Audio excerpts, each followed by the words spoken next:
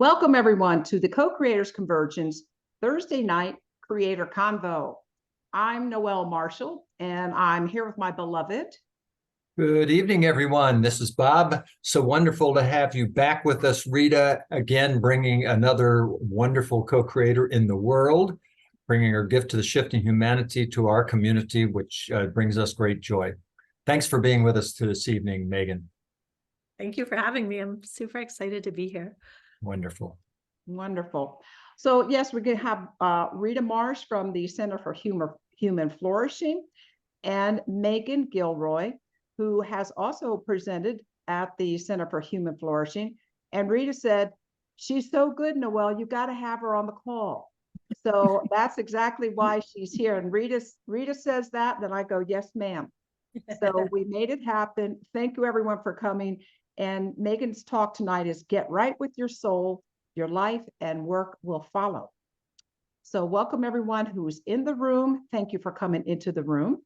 And for those of you that are on Facebook or picking this up later, thank you too for contributing your energy to this wonderful gathering. So before we begin with Rita and Meghan, I want to show a little video about the Co-Creators Convergence. So please stand by.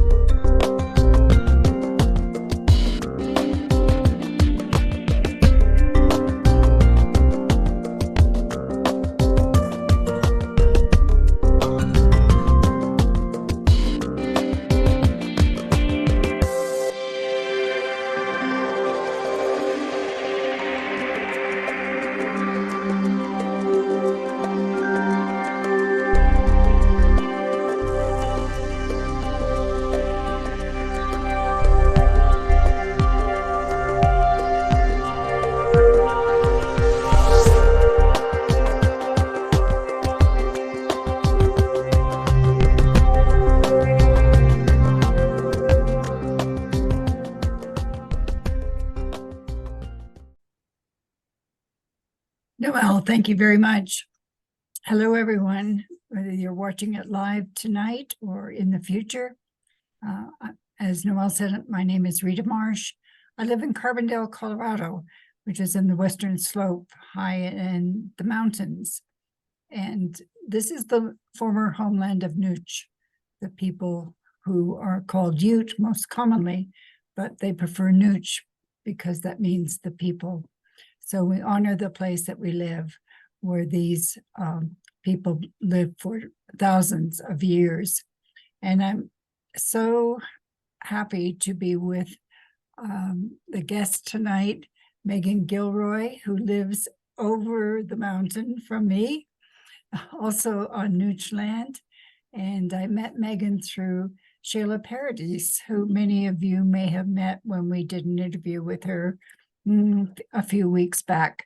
So Shayla is a connector, and I'm so happy to have gotten to know Meghan, who is a shamanic healer, a spiritual life coach, and a working mama, who was named a spiritual leader for the next generation in her early 20s by the international best-selling author of The Four Agreements, Don Miguel Ruiz.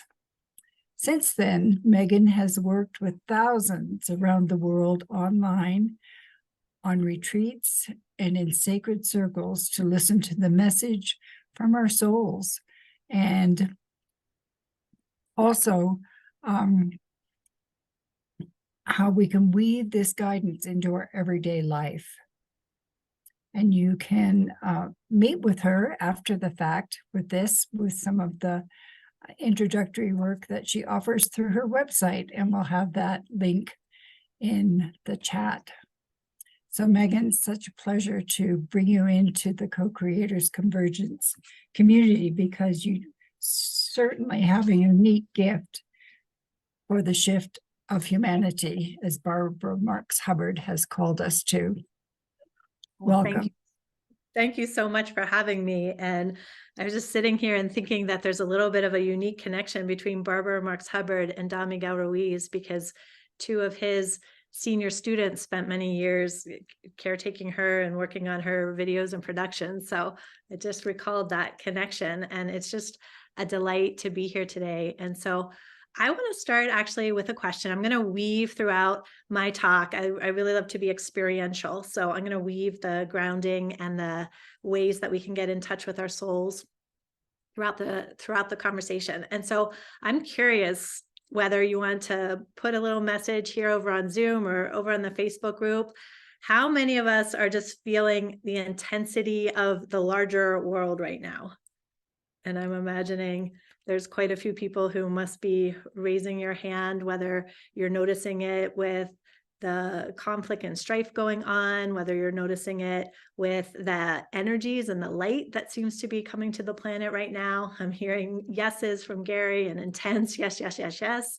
Oh, yes, says Margot. Yeah. So we're all feeling this kind of intensity of the world. And who is feeling that there's a reflection of that in your life, that there's some kind of challenge going on, whether it's about relationships or finances or maybe your health? I'd love to hear. If you're willing to be brave, you could just say yes, or if you'd love to share what that topic is, whether it's in a particular area of your life. Yep, you can always raise your digital hand as well. I know that pretty much everyone that I'm meeting these days is facing some kind of also like inner turbulence, inner challenge that's going on. And oh yeah, I'm hearing a death of two friends. That's really tender. And I'm imagining we're getting comments over on the Facebook group about all sorts of other topics as well. And so I want to share my perspective on how important it is to be able to see beyond whatever turbulence or chaos is going on, whether it is in the larger global dream or whether it's in our own personal individual lives. And when we are able to sink down and really listen to our soul, listen to the messages, that there's always a solution, there's always a creative answer, there's always a way forward. And I know for myself, when I was in my early 20s, I had one of those spiritual awakenings where my whole life fell apart. I realized that I could no longer identify myself as the good teacher, the good girlfriend, the good daughter, the good fill in the blank. And all the ways that I attributed my success started to collapse. And that's when I met Don Miguel Ruiz. And I was fortunate enough to study with him for over a decade and eventually teach with him and run his business. And you would think that with all that training that I would be immune to not listening to my soul.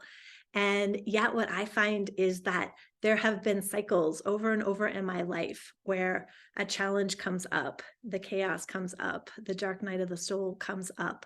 And that gives me that opportunity to listen more deeply, to really solidify my practices, and to clear out any beliefs, any ways that I'm thinking of myself in a smaller way that's not connected to life, that's not connected to possibility. And it also gives me that opportunity to connect even more deeply to spirit and to life. And so today I want to share some stories. I want to share some experiential activities of how do you get right with your soul, and why do we often tend to focus on what's happening on the surface. And so I was sitting here meditating before this event, and I had this image of when I lived in Massachusetts, north of Boston, and we lived in a little tiny town that had a harbor, and there were quite a few lobster boats out on the waters, and they would put out their lobster buoys, which were these floating devices on the surface of the water, and it would be connected by a long rope to a lobster trap that lived in the depths and on the darks of the floor. And I often have that image that we look at the surface of our life and we see the buoy, we see the problem in the relationship, the problem with our finances, the dissatisfaction with our career, the health challenges. And we think that that's what we need to address, or that's the big issue in our life. And yet, if we're willing to follow the line down to the depths and into the shadows and look at what's beneath the surface, what is that message from our soul? What is our soul asking us to shift and release so that we can be in a place of more peace or more love or more harmony? That when we work at that level in the depths, then everything starts to reorganize itself in our outer life, in our everyday life.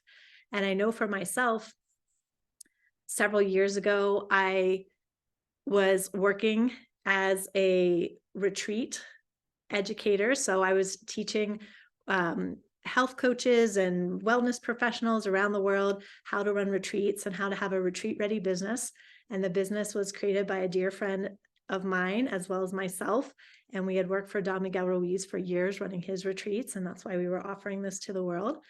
And even though it was a beautiful, beautiful creation, and it gave me so many opportunities to travel around the world and meet all these incredible people who are working for change in the world, there was something inside of me that just knew that there was something more bigger and more beautiful for me in my life. And I remember each day I would come inside my house and my eyes would be spinning from having been on the computer all day, and I would hardly be able to be present with my children. I would be like ready for them to get in bed, so I'd have a moment to myself. And I didn't feel that connection with my husband because we were just on that gerbil wheel, go, go, go, go, go. And it really took me having that bravery to say, wow, I'm not going to allow me feeling that responsibility as the primary moneymaker in our family to devalue what it is that was coming from within me, which was saying, you're meant for more. You're meant to really share your gifts with the world. And it felt very scary to me because for 25 years, I had been doing shamanic healing on the side and taking people to places like the pyramids in Mexico and to Sedona and all these beautiful, amazing sacred places. But I always did that quietly, or I would host a women's circle in my town, and it would be something that was invite only. It wasn't very public.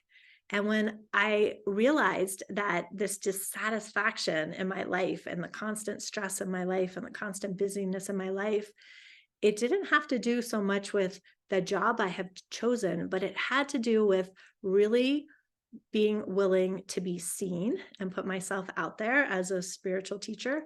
It had to do with really owning who I am. And it had to do with really feeling safe in my body, that it was okay to be a big, expansive, connected, divine being, but also in a human body, choosing to be here, choosing to be human. And I've seen that over and over again with my clients. I'll have my clients say something like, my life is broken or my body is broken. But when we get really under the surface, it's that they haven't been speaking their truth. They haven't been having the hard conversations with their beloved.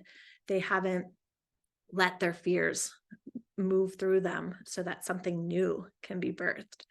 And oftentimes I notice that when someone really gets quiet and takes the time to drop in and be true, let any emotions flow through them, and then see what's even deeper underneath there, that just that alone creates a sense of relief, and it creates a deeper calmness in their life.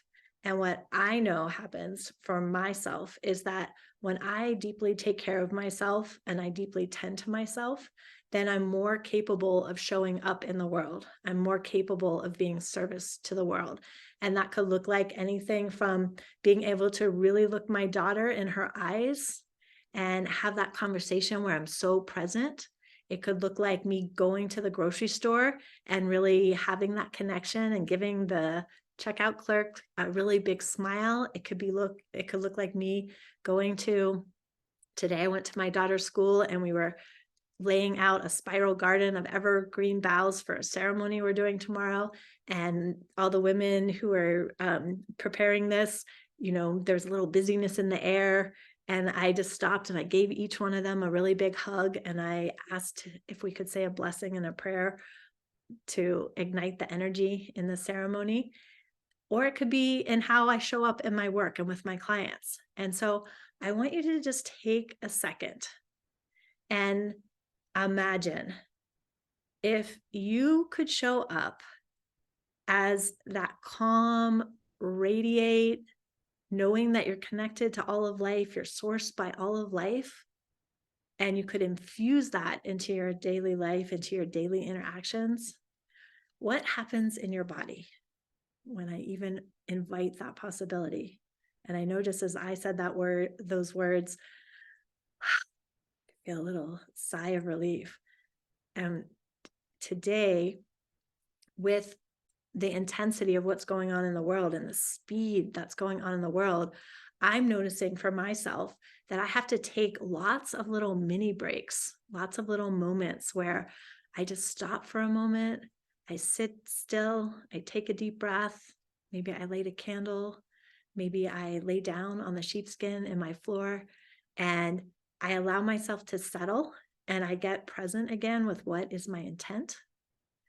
Where do I want to put my attention? How do I remember that I am connected, I am resourced, I can handle whatever's going on in front of me? And that makes such a huge difference.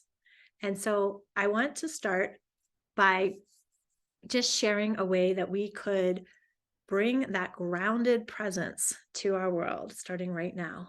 And I don't know if you've noticed this, but I've noticed as I've been interacting with all the different players in my life, whether it's my children or my husband or my friends or my clients or the people in my community, I can feel this deep need and this deep call, this deep craving for someone to show up who can be grounded and present.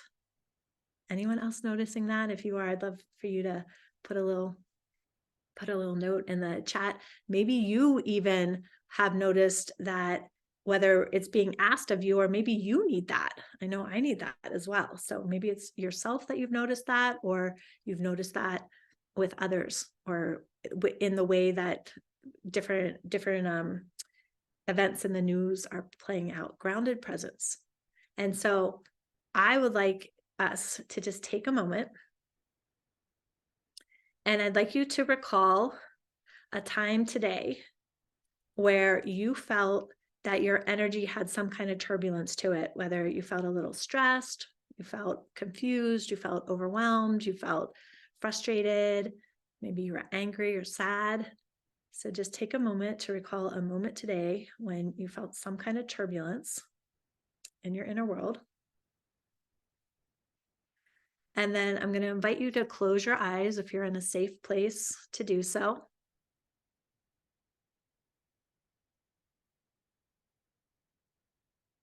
And we're all going to take a breath together. And so I'm going to invite you to start with the exhale, just letting your breath completely exhale out. And then when you're ready on your own time, inhaling in.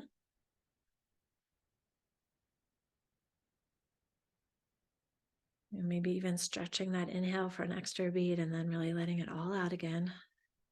That exhale.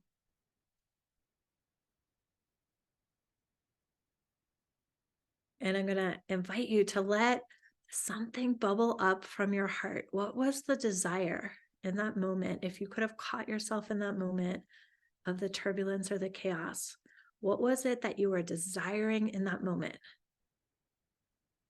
Were you really craving calmness? Maybe you were desiring connection, perhaps understanding, perhaps reassurance. So what would have felt so good to you if in that moment you were able to connect with that energy that you really would have been soothing and nurturing?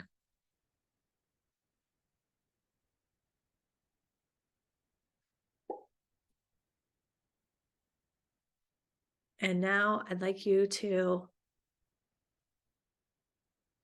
pick an image.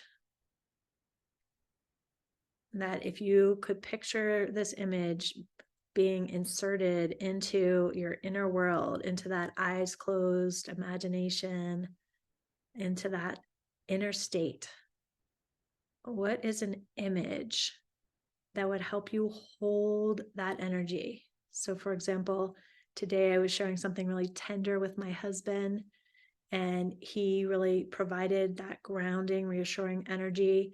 And I had that image of him just being a rock, that while my emotion was flowing, that he was that rock that I could come back to and sit down on.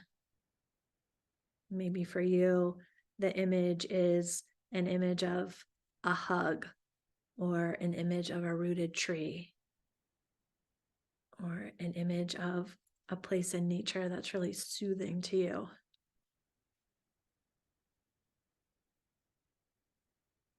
And I'd like you to take a couple breaths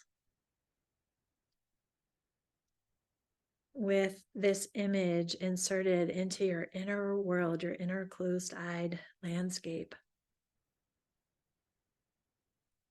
And if you knew that you could come back to this image, to this feeling associated with the image, the reassurance, the soothing, the quiet, the groundedness, could come back to that image at any time. You could come back to that sensation at any time. I'd like you to just imagine that whatever that initial turbulent, chaotic, uncomfortable sensation was, that it just gets to be wrapped up. That it's okay. We're not trying to change it or push it away or fight it. We're just saying, welcome, come on in. There's room for you. And there's also room for a larger force, a larger energetic, a consciousness that can hold the uncomfortable, turbulent sensation. There's also this presence that can hold the groundedness. And when you're ready, you can open your eyes.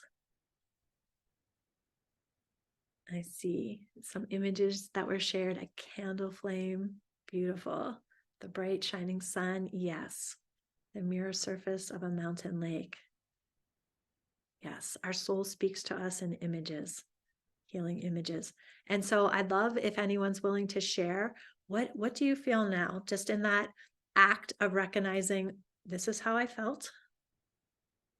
It's okay to feel that way. I acknowledge it. And one of the greatest acts of self-love we can do is to embrace whatever it is we're feeling, and also be able to hold ourselves, have that container, and allow ourselves to wrap an extra grounded, present, soothing, nurturing layer of energy around it.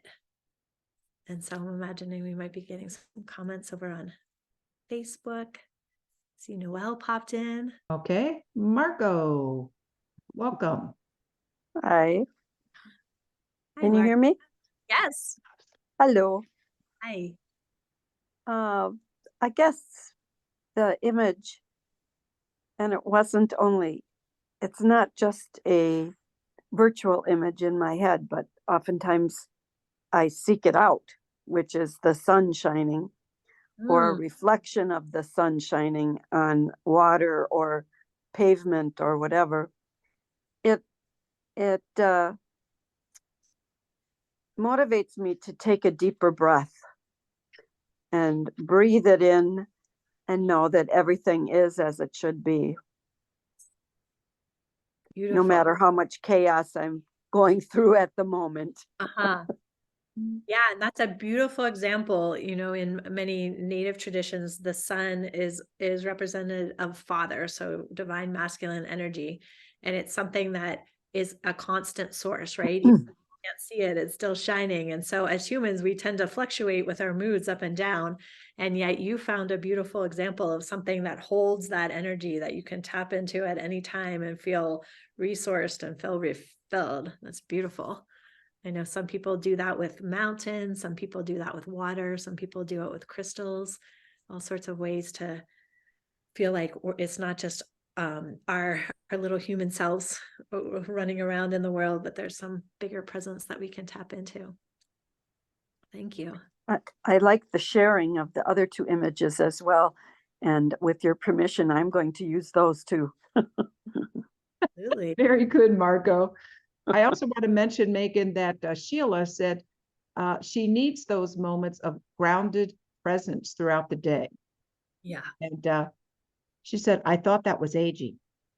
I think all of us need that right now. And I know for myself, especially those of us who are attracted to this kind of spiritual work, right? We often are people who are highly empathic. We often are porous energetically, where we are sensitive to the world, whether it's sensitive to animals or nature or other humans.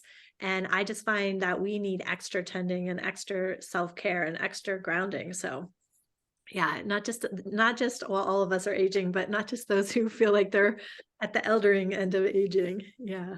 Well, I also was thinking about it, but I was thinking about it's different things for me at different times of the day. Uh-huh. Yeah. Or maybe I'm just following what my dog says. It's time for you to meditate. Uh-huh. Oh, I love it. It's time for you to take me for a walk. Yes. It's time for you to ... Yes. But I do like the candle flame, because I always find that when I can really relax, I like to put on the fake fireplace or light a candle or something like that. That always works for me. So Mhm. And Sheila, it's spiritually aging into wisdom. Beautiful reframe. Yeah. Thank you. Thank you. thanks, Margot. All right. So, Okay, back to you, Megan. let's keep going. Thank you. So one of the things I know about this idea of getting right with your soul and your life and your work will follow is that when we're willing to look below that surface and look at what is holding us back and being willing to clear that. And I just brought up this idea that those of us who are on a spiritual path often are extra sensitive, extra attuned to the world, attuned to energy, attuned to emotion. And what I notice in the clients I work with is that there are 4 common beliefs that tend to show up in spiritual seekers, and especially those of us who have some kind of calling to be a healer. And when I say healer, I don't just mean that you want to professionally hang your shingle out and say you're a shaman or a Reiki master or a massage therapist or a coach, but you're on that healing path and you're interested in whether you're supporting the healing within your family dynamics, or you're supporting the healing in a relationship with an aging parent, or you're supporting the healing by volunteering at your child's school, that in some way you are here to be of service to others. And so the first belief that we often encounter is that we are not safe in these human bodies. We're not safe in these human bodies. And whether that comes from traumas and experiences in your earlier life, or whether you believe in past lives and it comes from past lives, if you have that sense that I am not safe in my human body, that often causes all sorts of ripple effects out into your outer world. So for example, if you were, I know you have a guest coming on the next month, and there's a conversation before the call about putting yourself out there in the world, marketing yourself in a bigger way. So if there was any kind of belief of like, ooh, if I'm seen in this spiritual way, will I be accepted? Will I still be loved? Will someone judge me? Will, in the past, we've had persecution, right, of people who were these messengers and were these spiritual teachers. So if you have that belief, like it's not safe in my body, that's one of the beliefs that is often below the surface. The second belief I often find that comes up is there's a reluctance to be here on the planet, that there's some sense of like, I don't really want to be here. This place is a little crazy. It doesn't match my ideal vision of what life could be. It doesn't match where I feel like I've come from. And when you have that sense of like not wanting to fully be present here, we often do things like pretend like we're angels. And by that, I mean, angels don't need to sleep. They don't need to dress themselves. They don't need to pay the bills. And we have a reluctance or a hesitation to fully engage in our life and to fully deal with whatever it is, the bills, the stresses of life, having a human body, tending to it in a way that really keeps it healthy. The third belief I often see is that there is this heartfelt desire to be of service, maybe even to the point of feeling you need to save others. And it happens at the expense of your own pleasure and your own enjoyment. And so oftentimes there are those of us who want to be light workers. And instead of being a light worker who has full access to spirit and to cosmos and consciousness, that we want to push away and are reluctant to really embrace the joys, the pleasures in life, say, I deserve to be here. I deserve to have all my needs met. And I know that's been something that's an issue for myself. And I'll share a little short story about this. When last week, when we were getting ready for Thanksgiving, my husband and I thought we had an agreement that he was going to coordinate between myself and our friends and another family, who's buying what, who's making what. And I had said I wanted to make some soup after Thanksgiving with the turkey carcass, and I needed some vegetables. And I had this intuition that that hadn't been communicated and no one went out to buy the vegetables. And when I expressed that, on the surface, it looked like it was about vegetables, which is something kind of silly. But underneath that was me being worried that my needs weren't going to be met, and me being worried that if I wasn't in control of the situation, if I wasn't the one in the center coordinating it all, that it wouldn't happen, right? And so I see these subtle ways where in each of our lives, there's often that trepidation or that hesitation, like I better control what's going on around me, or I better not fully enjoy each moment because I'm not sure whether it's okay for me to be fully human and fully here. And the last belief that I often see happen is those of us who are on the spiritual path, who are outside of mainstream culture, have the sense of being an outsider, a lone wolf, the black sheep of your family. You feel like you don't belong or you don't fit in. And that feeling of separation causes a lot of heartache and suffering inside of us. And we often feel like we haven't found our community, or we only have a spiritual community. And then there's like some mismatch in the community where we live because we don't have like-minded or like-hearted people around us. And when we start recognizing that we are not alone in having these kind of beliefs, and that we can actually tend to ourselves, we can hold ourselves, we can bring in those kind of healing images, we can ask for support, whether it's from our spirit guides and helpers, whether it's from a healing practitioner, whether it's in our inner world that we're asking that nurturing mother energy or that nurturing father energy to be present. We can wrap those beliefs up. We can allow them to pass through us so that we are in a place where we are in a space of wholeness, that we're allowing spirit and the messages to come through us. And so I want to pause for a moment and just see if any of the beliefs that I just named, if anyone has a resonance. Did any of those say like, oh yeah, I can see how that might be operating within me? That might be something that you've had to explore. Let's see. Noelle, you're still muted, but it looks like Sheila, are you trying to unmute yourself? Yes, Sheila wants to join the conversation. Great. Welcome. Oh, we're not unmuted yet. I'm going to press the ask to unmute button and see if you tap on that. There we go. Great. Yeah, I have to laugh because I only resonate with number 1, 3, and 4. And the only reason I don't number 2 is because I didn't catch it. Okay. So was that the one about not being on the planet? Yes, reluctance. Right. Okay. Yeah, oftentimes there's a sense of like, this place is crazy. Like, I don't want to be here. This doesn't really match like the energy of where you feel like you've come from. Yeah. Yeah. So is there a piece you are willing to like kind of share of like, oh yeah, I've seen that appear in my life? Because sometimes it helps other people when when they can relate to someone and their examples. Well, Bob and Noelle know that I tend to overextend myself to the point of making myself exhausted and tired and saying, yes, I'll do that. Yes, I'll help with that. Oh, we could just make the world better if we just do this. Yes. And then growing up, I was definitely the black sheep in my family. And I don't even talk about my spirituality with my family. It's just not safe to do so. It's uncomfortable. Completely understand that. Yeah, thank you for sharing that. And Nicole, did you want to I'm jump in curious here?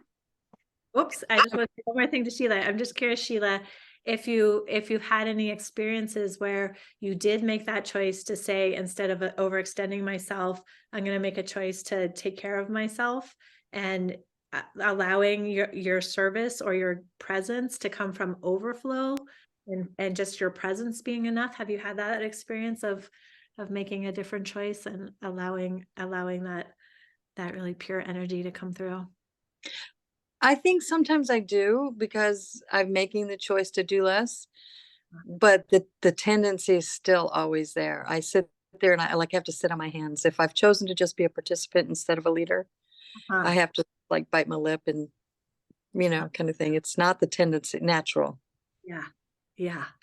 It can be a really big rewiring process. And I know for myself, it's been such a journey to find that balance of saying, like, okay, my needs are important. I need to keep filling myself up so that when I'm coming to a place of service, it's coming from true joy and pleasure and happiness. It's not coming from that stressed out or depleted or resentful energy. And it's made a really big difference. It's taken quite a long time for me to realize that, yeah, magic happens when I say, I have something, an article I need to write, but I really want to take that bath. And I take the bath, and literally, like, the minute I step out of the bath, the article downloads, and I'm like, well, I could have sat at my desk and stressed out and forced it, or I could take that walk in nature. I could take that bath. I could do something that replenishes myself, and then efficiency works in like a whole different way.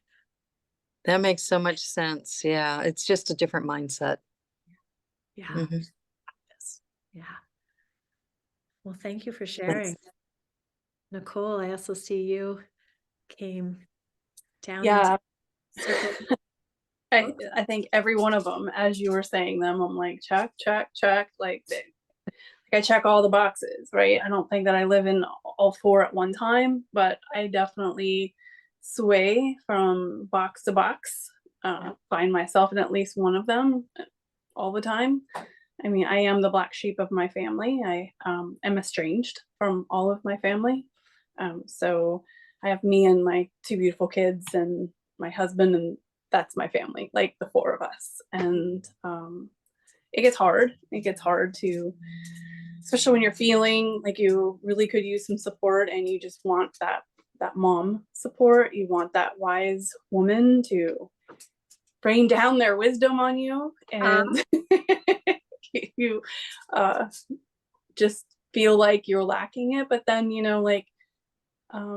I've been brave enough recently to ask for help, and I'm surprised at how unalone I really am, so there's been a lot of people who've reached out and shared love and offered beautiful gifts just because I was able to vocalize what I needed. Good for you. That's so huge to be able to speak up and be vulnerable in that way. And I know for myself, I can relate to your story of that desire to have that mothering that my mother didn't give it to me in the way that I could receive.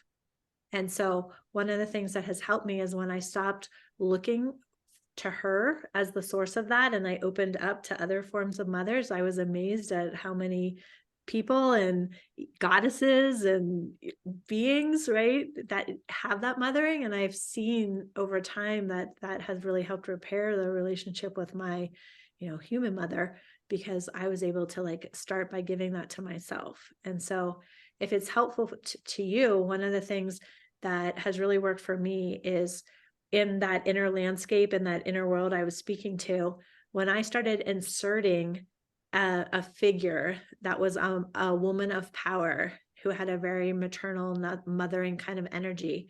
And that I knew that she was like this braided composite of all of me. And to me, she appears as what's called a dryad. So she's a tree at her bottom and she has roots into the ground, but then at the top, there is a human figure and her hair and her arms extend out into her branches.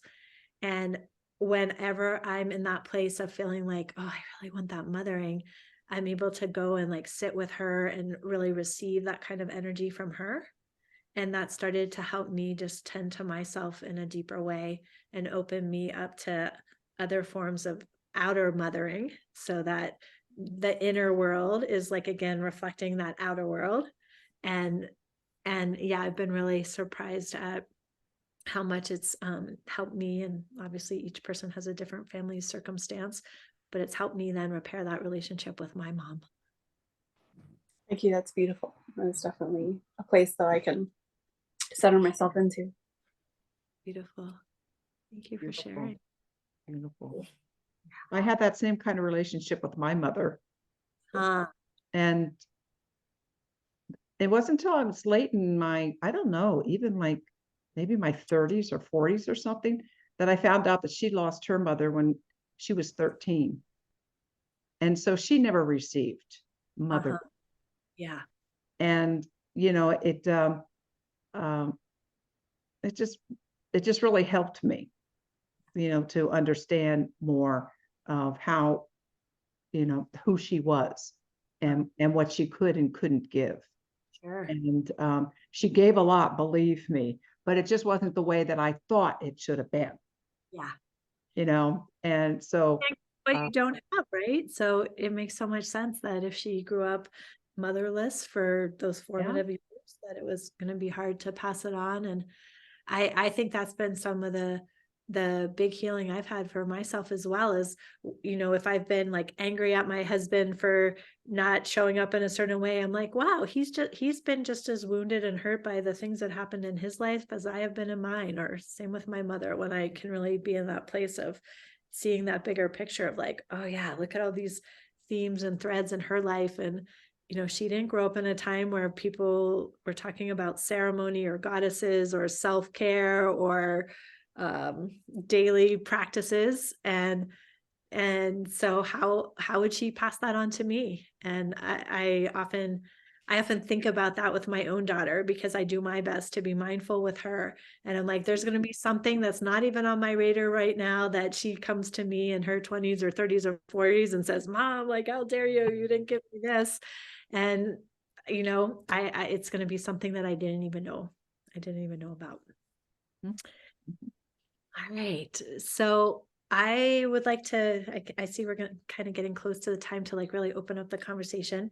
And so I just want to share one other piece and one other tool. And so one of the things that I notice, which sounds so simple, but often gets overlooked. And I noticed this with both people who are just now kind of stepping onto this path of awakening and personal growth, as well as practitioners who have been on it many, many, many years, is that we often forget to treat ourselves as sacred and to really have some kind of daily tending practice. And I know there's so much online, there's so much in spiritual circles about how important it is to meditate every day. And what I found is that most people use that to punish themselves or to judge themselves. That if they don't do that, now you feel guilty that you haven't done what you're supposed to be doing. And so what I would like to offer from this place of compassion and this place of truly tending to yourself is a really simple daily practice. And it looks like this. The first thing you do is that when you wake up in the morning, you just check in with yourself and you see how you're feeling. And so if you wake up and you're feeling a little tired, you might say to yourself, great, what I really need today is a little extra time and space, a little extra gentleness. Or maybe you wake up in the morning and you feel really energized and excited for your day. And you're like, great, I need a little extra movement. I need a little extra, activity to let this energy move through me. So you're waking up and you're asking yourself, what is it I need? What is it that I'm feeling? What could be the antidote to that? And then it helps if you have a menu. And what I mean by that is if you have a menu of options that you've already thought of. So for example, for me, I see that I'm a very cyclical being. And for weeks at a time in general, I'll be drawn to getting up each morning and playing my drum and singing to the 4 directions. And then all of a sudden that will shift and I'll wake up and I'll be really drawn to like taking an extra long walk with my dogs, or I'll wake up and I'll really feel called to like go down in my basement and put on some music and kind of roll around, move with my body, or I'm called to journal, whatever it is. But I have a list in my head. And at one point I had a list actually written out of different ways that I could sacredly take care of myself. So not the things that I think I should be doing because someone told me I should do yoga or I should meditate or I should whatever, but the things that for me really work for me. And so you have that menu that you're able to say, great, today I woke up a little tired. And you know what? If I wrap myself up in a really warm blanket and sat at the fire for an extra 3 minutes, that would feel good. Or, oh, if I woke up today feeling energized and I put on some loud music, that's on my list. So you ask yourself how you're feeling, what it is that would be the way to support feeling the way you do want to feel. You have a menu of options. And then you also have your list of what I call magical tools. And that could be anything from a candle to a journal, to a crystal, to a little cozy meditation cushion somewhere, to a blankie, just the kinds of things that when you wake up and you say, hey, here's the activity I've picked for the day. And it can be 1 minute. For many years when I was transitioning out of my old career and into doing shamanic healing full time, I would literally just come into my office. You can see right behind me my candle.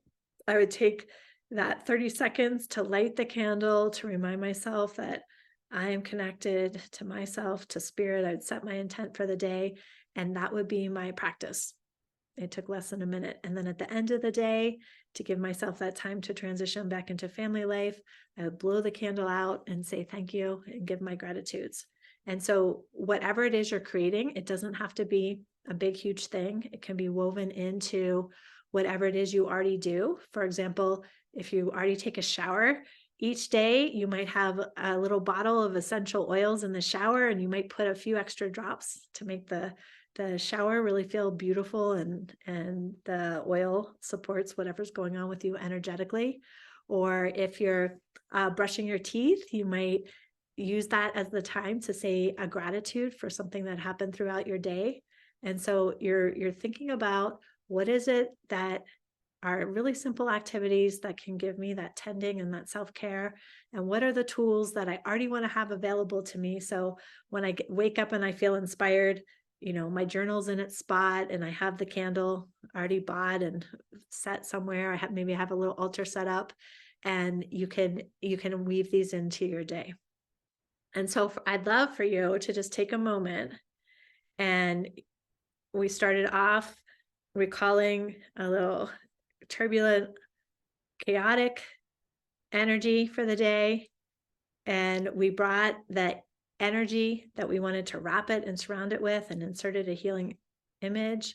And I'd love for you to just tune in. And what's one activity or one magical tool that you could use that would support you in expanding that energy that you most want to be carrying inside of yourself and sharing with the world? And I'd love for you to share that in the chat.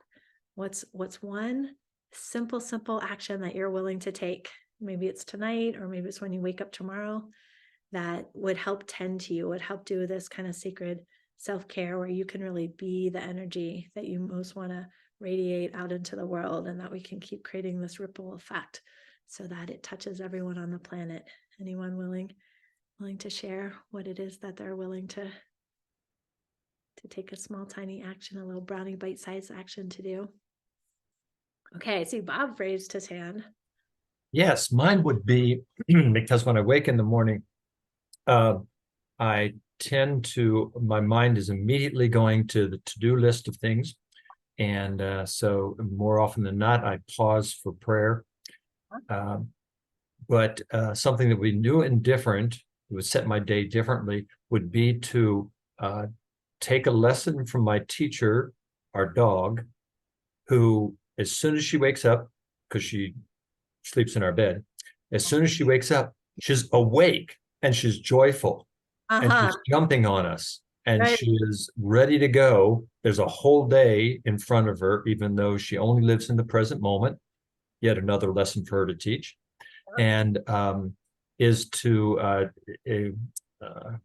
let that joy be upon me that she has. Beautiful. I bet she like stretches in some way too, right? She does. Yes, she does. I do that too. Yeah. And but the joy is something that is there every morning. And how great. It's like you have a built-in altar and a built-in teacher right on your bed that Yep. infuses the energy into your room, and you can then like carry that into the day. That's beautiful. Yeah, I see Gary saying 5 Tibetan rites. Beautiful. Yeah. Yeah, it could be something from a spiritual practice that you have, or it could be something you make up, right? Well, Gary, what are the 5 Tibetan rites? Another name for it is Fountain of Youth exercise. Mm. And it's just these 5 different exercises. They're developed in Tibet. There's a couple of a yoga-like exercise, and then some other things. One of them spinning. Fun. There's no time before when I was really disciplined with that. It worked well. And so that's what popped up into my mind of like, what can I do besides the common answer of meditation to, shift things energetically and physically. Yeah. I love how there's like 5 of them. So there's also, I'm imagining it sounds like there's different energies to that. Mhm. I'm sure there are. Yeah. There are different physical movements. Definitely. Yeah. And I just find that when we give ourselves that permission to tune into what we need, and that, it could be for a decade or more that you practice the same thing, or it could be in smaller cycles where you wake up and something calls to you over and over again. But I just find when we give ourselves that permission to really tune in to what does my body need? What does my soul need? And it doesn't have to be the same thing every day. It doesn't have to be the same amount of time every day. It doesn't have to be the same time of day. That grace that we give ourselves then allows us to be truly supported and truly nurtured. And we're then able to keep ourselves in a centered place. And when we notice we're not, or we notice that something in our belief system is coming up, or there's a trigger from a situation in our outside world, that we get to remember like, oh, right, I'm resourced. I have tools. I also can go inside of myself, give myself what I need, and what, no matter what it looks like is appearing in our outer world, we can keep turning within and keep tending to ourselves, treating ourselves with so much care. And by each one of us being that point of life and point of light, that we're then creating these networks, right? Where we're feeding into that mycelium network of light and love around the world. And we're helping sustain and stabilize that energy. And all, in my point of view, the dark, the disruption, the triggers, the limiting beliefs are just opportunities for us to see it wants to come to the light. It wants to be seen. It wants to be heard, so that we can choose a different response, and we can actually embrace and acknowledge what's happening. We can make any adjustments that are coming from that place of separation, and we can really create a more sustainable internal ecosystem, and also an external, across the globe, in our communities and our families ecosystem, where we see the larger purpose in these cycles that we all go through. Mm. Yes, that's the juice. Yeah. And our friend Mike put on Facebook, for him, it is to journal, writing down his thoughts, feelings, and drawing and coloring works at the start of the day. And we always enjoy, Mike's Facebook friend also, we always enjoy his expression of the joy that's in his life, and one of our spiritual communities here locally. Love that. It'd be fun, Mike, for you to post one of the pictures you've drawn and share some of that share some of that artistry and funness with all of us. All They're right, really enjoyable. I love Mike's, love Mike and his work and his love of trains. so fun. Sheila's saying, I Yeah. made a daily list. I tried to do them all and gave up. I really like the idea of calling it a menu.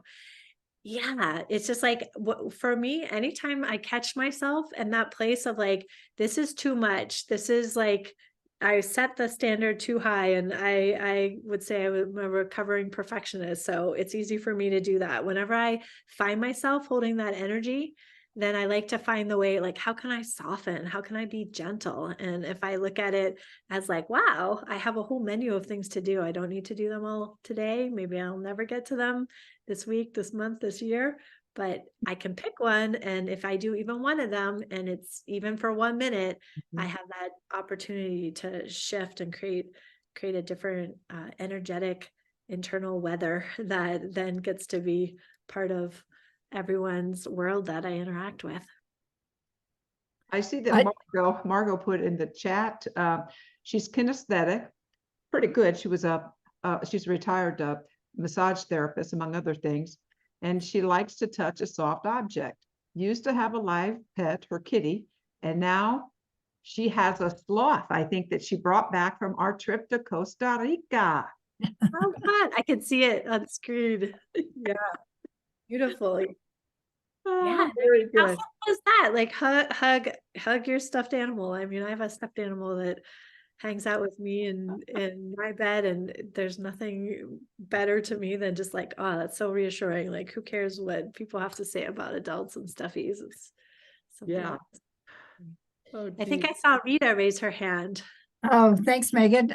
I'm so glad you mentioned this, because in the late spring, summer, and into the fall, my morning routine of nurturing was to walk out on the porches at our house and water the plants and talk to the flowers. And since that dying time has come for plants, I haven't replaced early morning practice after. And so thank you. I'll reflect on that and bring something forward. Yeah, I love that. I find that I change seasonally, and then also I notice that even day to day, I don't necessarily do the exact same thing day to day. And whenever I've gone through a big energetic shift, I just went to Egypt on a sacred tour, and when I came back, I could feel the bumpiness of that re-entry, and often there's that reorganization of integrating my energy and my new way of being into family and into my daily routine. And so giving myself that permission to say, right, like, it's okay for me to exhale it, be a little looser, and then get a little bit more consistent and tighter with it in ways that feels really good to me. And I know for me, that's been a gift of like really sinking into what I consider that divine feminine energy. If you think about the moon, she goes through those beautiful cycles each month. And to me, she's always that reminder that we're shifting and we're changing. And sometimes we're in our full brightness and we want to be in full visibility. And other times it's the dark of the moon and we want to be quiet and inward. And our practices can reflect that. Our energy can reflect that. The ways that we tend to ourselves can reflect that. And when we give ourselves permission that we don't have to be in what our society tends to be in, that more like distorted masculine. So not in the pure divine archetypal masculine, but that pushing and going, and it has to be constant, and you got to always be on that upward trajectory. I just find the more I've let go of that I don't need to be in perpetual harvest and perpetual motion, that I can allow myself to ebb and flow and cycle. That feels really right to me and right to my body and right to my soul. And that's a really soothing and a really wise woman way of being. I like that, comparing it to the moon cycles. And I just want to ask, what is your form of shamanism, and how do you work with it in your healing modality? If you could talk about that a little bit, if that's okay with everyone. I'd like to know more about that. Yeah. So my spiritual teacher was Don Miguel Ruiz, as you mentioned in the introduction, and he is a Nawal. And so a Nawal comes from the Toltec lineage, and he named me a Nawal woman. And what Nawal means is formless in its purest form of the word. It means formless. And then it also means in a person, it means a spiritual leader. And when you think about shamanism, it's thought to be the oldest known spirituality and healing tradition on the planet. And that means to me that we all have way back in our lineage an ancestor that was shamanic in nature. And a shaman comes from that word that means one who sees in the dark. And so I like to say that a shaman has one foot in each world. So a foot in the spirit world and a foot in the everyday world. And so traditionally, shamans might have done something like drumming or dancing or singing to allow them to get closer contact with that spirit guidance. And they would use that information for the benefit of themselves and also for their tribe. So whether it was to know what herb to use to heal someone, or when the tribe needs to move to another location for better hunting, that kind of ability is something that we all have. We all have that ability to go within and to drop into our guidance that comes from our bodies, that comes from our souls, that comes from our inner knowing, and to bring that wisdom out into our everyday life. And so for me, my shamanic practice does come from that Toltec lineage, and Toltec means artist of your spirit. And so for me, I'm always looking at how can I be an artist of my spirit? What is that way that spirit life force can flow through me? And when I notice that it hits up against a belief in my mind, like one of the 4 beliefs I shared, to me, it creates like a little kink in my energy. And instead of it being that really pure flow, being full potential, having full access to my energy, if it encounters any kind of limiting belief, like I'm not enough, or I'm not lovable, any of those kind of beliefs, then I constrict that life force down, and I don't have full access to creativity, to inspiration, to sharing my love and light with others. And so I often work through shamanic journeying, where I'm holding an energetic container. I'm being a space holder and a clear mirror for whoever I'm working with, to see how can that life force energy, that spirit, flow through you. And when it bumps up against one of our beliefs, or it bumps up against stuck emotion, we look at how we can allow that to release through us and come back into a space of integrity and wholeness. And what I notice about many people today, especially ones on spiritual paths, we've done a lot of work where you might have gone to therapy or coaching or read books or gone to workshops, and you can articulate all of your issues and how your family of origin created whatever's going on in your world today. And yet we tend to keep repeating the patterns over and over and over again.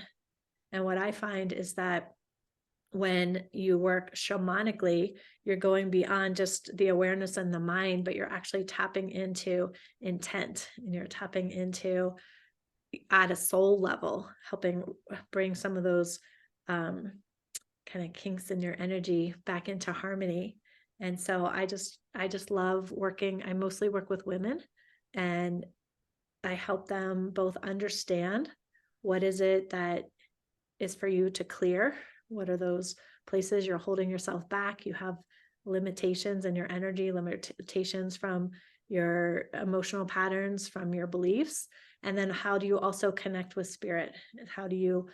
What's your unique way of doing that? How are you connected to your clairs, right? Clairvoyant, clairsentient, clairaudient, claircognizant. How are you connected to your inner knowing? How can we hold space for you to listen more deeply to those messages in your soul and bring that into whatever feels confusing or broken or overwhelming in your life, so that you really do create a life that helps you, that lights you up and allows you to really be of service in whichever way you want.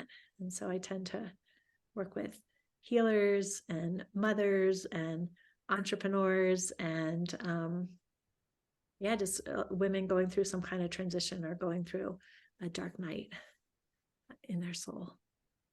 And I can attest to Megan's capacity to create and hold a powerful field where the entities can readily enter and provide one with the answer or the opening to a question that might be within one's heart. Thank you, Rita. Yeah, I love doing that both for groups and for individuals. And I just find that especially when we're able to articulate, when I'm able to articulate some really simple tools or some frameworks for how you shamanic journey or how you listen to your soul, that we all have this capacity. We're all connected shamanically. I personally believe if you want to go off and call yourself a shaman, then you need to be studying with a shaman and trained by a shaman and named by a shaman. But we all have that shamanic ability. We all have that priestess ability in a very universal way, that we have access to these gifts and abilities. And when we tune in, to me, it's just miraculous what starts shifting in people's lives, whether it's in their health or their relationships or their career, because they're in harmony with themselves. Yeah. I just want to say, if anyone else wants to jump in here while we have this beautiful shaman sharing, yeah, I really love your 4 points. And somewhere in the conversation here, we're talking about not feeling alone, the finding sustenance and nurturing from others. And it made me think about Barbara Marx Hubbard and the Bob and I did a tour all around the United States, showing her movie and having conscious conversation. That's where I met Gary and a few others. And Barbara would ask me, "What are you hearing in the field? What are you hearing in the field?" And I go like, "Oh, what am I hearing in the field?" And it came, "You are not alone." Like every time we would go to, whether there was a gathering of 5 or 50, the people came and they were like, "Oh, there's other people here. There's other people who feel the same way I do." It was really astounding. And so when we had our first co-creators convergence, we just had our 10th, and that we celebrated in Costa Rica and was absolutely fabulous. But when we had our first co-creators convergence with both Barbara Marx Hubbard and Neil Donald Walsh there, the theme for that convergence, each one has a different theme. The theme for that convergence was, "You are not alone." Beautiful. And I think that's what we need to do. It says that, the spiritual awakening on this planet is only going to be led by a very tiny group. And, that we're that powerful that we can shift it all, and it is happening. But I would just like to ask, your take on what you see in the larger picture, what's happening in terms of awakening on the planet. Yeah, I would love to just add to the "you are not alone." I know something that helped me with that sensation is, yes, of course, creating community, and particularly for me, sisterhood, soul sister circles, but also recognizing that you're not alone in the spirit world, right? Whether you want to connect to the sun or whether you have a particular version of God, goddess, life, light, source, right? We're also not alone in that sense. And I know when I look to humans to satisfy any kind of need I have, that sometimes there can be disappointment, but anytime I turn to that place that feels like it's coming from source and having that sense of not being alone and being connected to nature and the mountains and the sky and the earth below me, it's like, all right, thank you. Yeah. So in terms of what's going on the planet, when I kind of zoom out and look at the planet, I see that there is so much of this turbulence and chaos, and this old kind of fear-based controlling dream is bumping up with those of us who are holding this energetic of light and love and wishing to grow and evolve and change. And I believe that we have so much support from spirit realms in holding the space and holding the light and allowing that to come forward on the planet. And my belief is that love and light is the most powerful force there is. And so we have that kind of on our side, if you want to think of it in those terms. And I'm always struck by the power of the individual. And I know some people are very systemic thinkers and they work, with policy or in the larger realm. And for me, what I see is that I can control my own reactions. I can control my own energy. I can control my own beliefs. I can control how I interact with others. And when I really allow myself to be filled up with that light and love, and I do my best to pass that on to whoever it is that I meet, that does create that ripple effect in the world. And for those of us who are called to be healers, it's like we're these nodes that, radiate out and touch other people, and more people are awakening all the time. So that network is getting stronger and stronger and stronger. And one of the other pieces of work that I've been doing, and I feel called to share here in case anyone else wants to join in on this, is that I believe that not only does the place where we are affect us, but we affect our place. And so whether that looks like you being someone like I know Rita's involved in work around the watershed, whether you're going to the headwaters and you're saying a prayer and a blessing and the water goes down the stream and it goes into the larger ocean, or whether you go to a sacred site, like when I traveled to Egypt or Mexico, or you go out into the forest or the park right where you are, that you can allow yourself and consciously connect into this mycelium network that exists on the planet. Some people call it a grid, doing grid work. For me, it does not appear as a grid. It appears as more like a root, like a neural pathway. And for me, I often take a crystal and I'll put it in a sacred site, or I'll put it, in the waters in the creek or next to the tree to really anchor that energy in that particular place.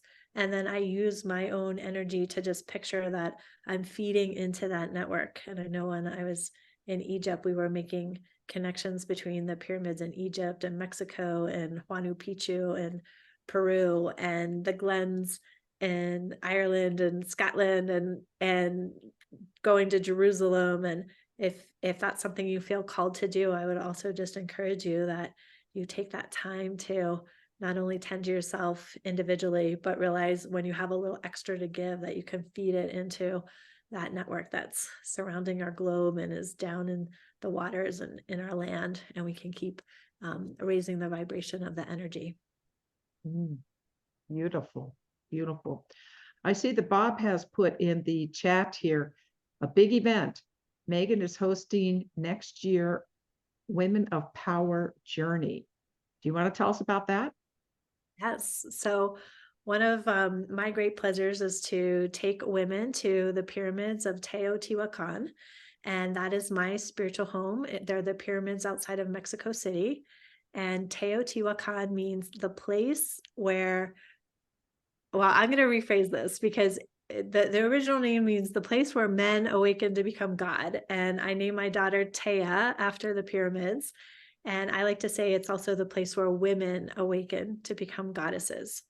And these pyramids have been a place where they were actually laid out as a map of human consciousness and how you could awaken yourself. So there are beautiful, beautiful opportunities to not just see the pyramids that are the man-made structures, but to be able to go. I have deep relationships with the people who live there locally. We get to go under the pyramids into the caves, and there's palpable divine feminine earth energy there that is life-changing. And just by giving yourself that chance to step outside of your everyday world and go to a place where for thousands of years the energy has been tended to consciously, it's a really a miraculous opportunity to not just evolve yourself, but to have that simultaneous opportunity to work with a place of power and connect to other places of power around the planet, so that we're sending our prayers, we're sending our intent out to the world. And I personally believe that the pyramids were amplifiers, and that they help amplify the energy on the planet. So when those of us who have that calling to be temple tenders, and we have that calling to contribute to that light network I was speaking of, and we go to a place of power like that, then our intent and the energy just get magnified. Wonderful. And when will this happen? You know, I haven't scheduled dates yet for 2024.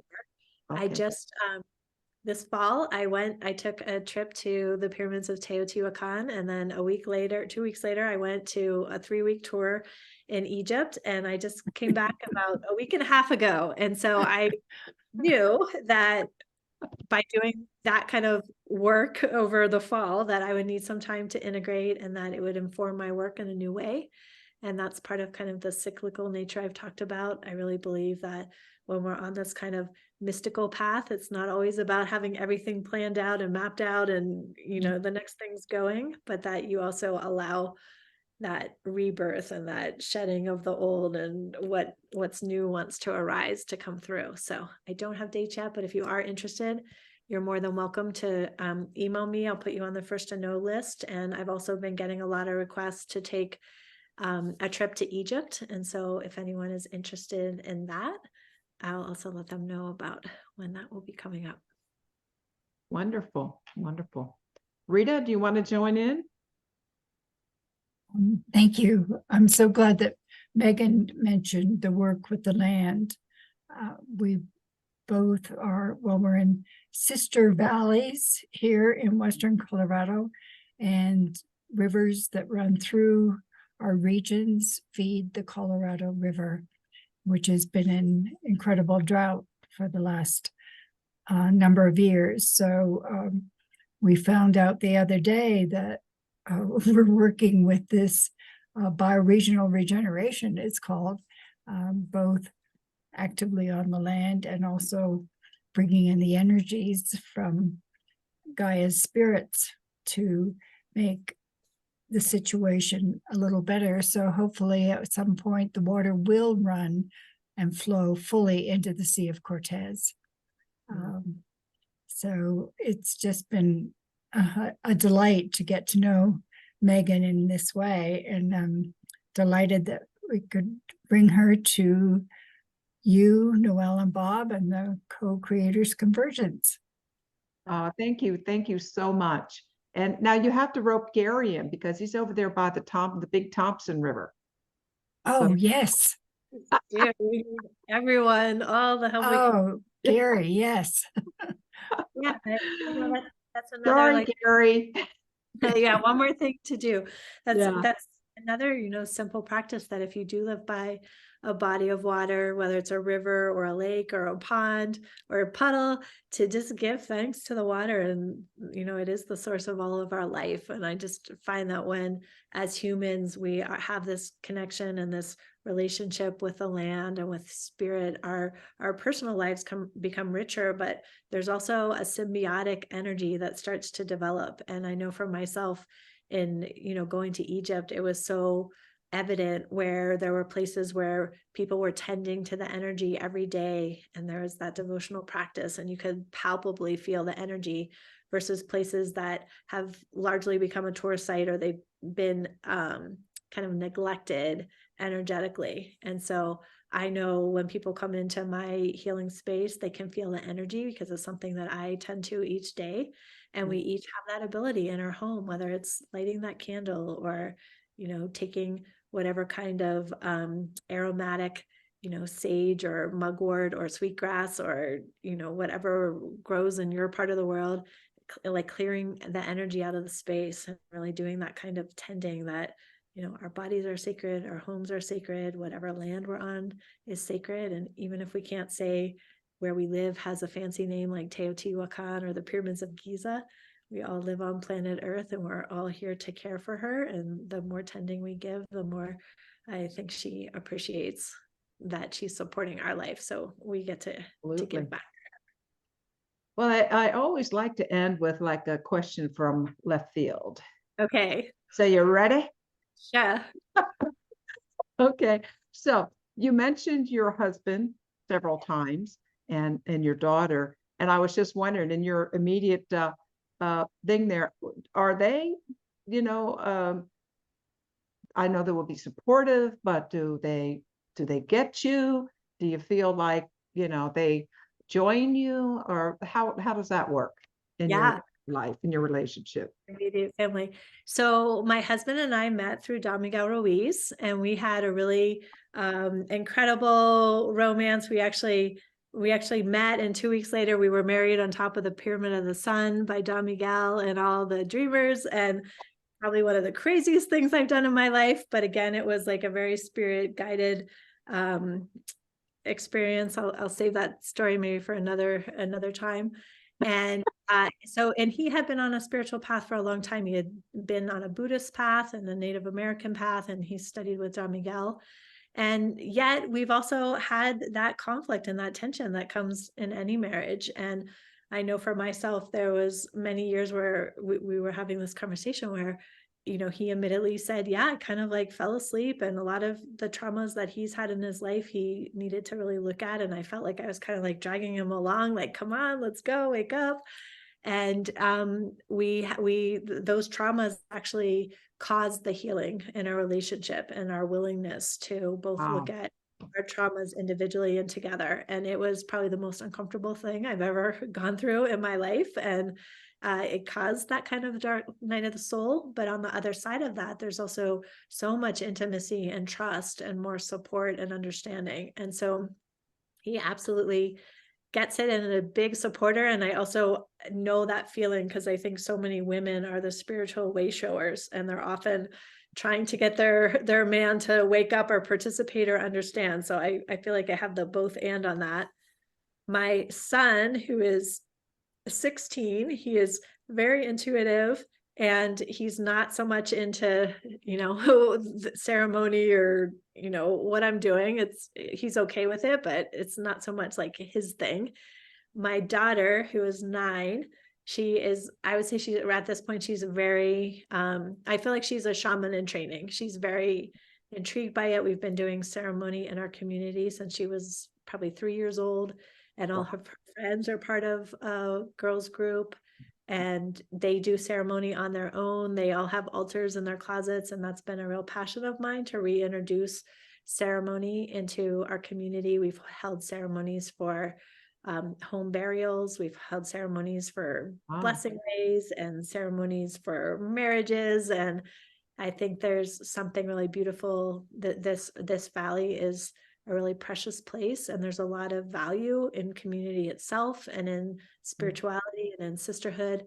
And I would get tears in my eyes each time I see my daughter doing a ceremony, and to her, it's normal. Like, that's how she's being raised. So she doesn't think anything of that. And just today, Oh, that's a dream.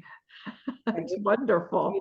And met her friends, right? Like that's what I see helps it anchor, because her friends also think it's normal. And, 2 of them were on a sleepover and one was scared. And so they lit their candle and they said a prayer, and they saw that, she was able to sleep over that night. So they realize that this is a tool that they have for themselves. And I really believe that we're bringing in this next generation of children who are going to face a world with a lot of challenges, and we need them to be those kind of Jedis who have their spiritual tool belt in place. And they go to a Waldorf school, and a Waldorf inspired school. That's a public school here in the Valley, which is amazing that it's available for all children. And tomorrow we're doing a spiral garden, which is this beautiful ceremony. It happens every December. And essentially it's a chance for the child to come into the center of a spiral that's laid out with evergreen boughs, and there's someone there representing their angelic self, and there's a candle that's lit, and they light a candle and they put their candle as part of the exit part of the spiral. And I mean, everyone who witnesses the ceremony just has tears running down their face, that these children are being reminded that they have a light and they carry a light, and their light impacts the world. And it's really just to see that there are places on the planet that are carrying on these traditions, or they're remembering, right? Because for most of us, there's been a break in that lineage or that tradition that's gone on for thousands of years. Sure, glad I asked that nosy question. Me too. Thank you. Yeah. I think we got one more. We got another left field question. Gary? Okay. Oh yeah, thanks, Megan. I've enjoyed everything you've been sharing, and I know we're at the end of the time. This is quick, but it is left field. Okay.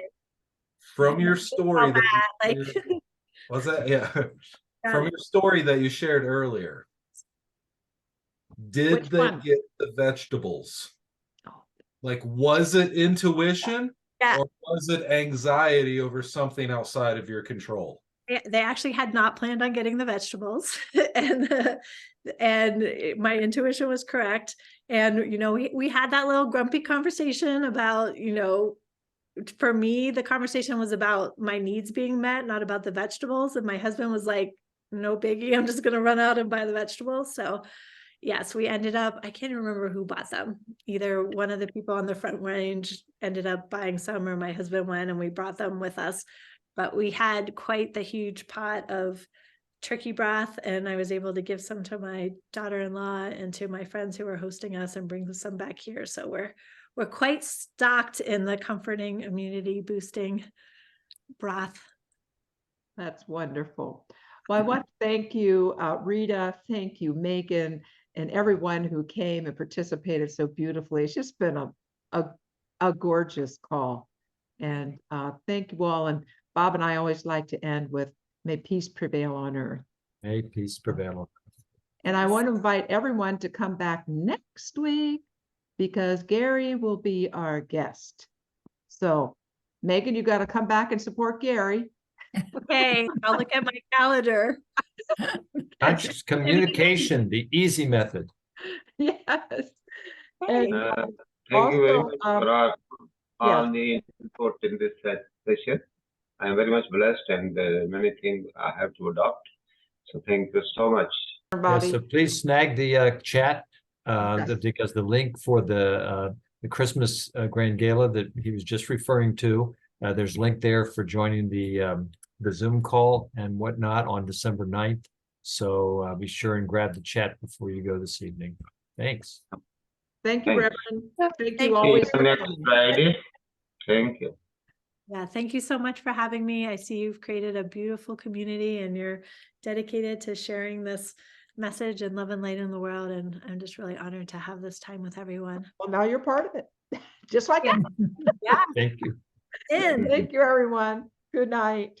Good night, everyone. Take care.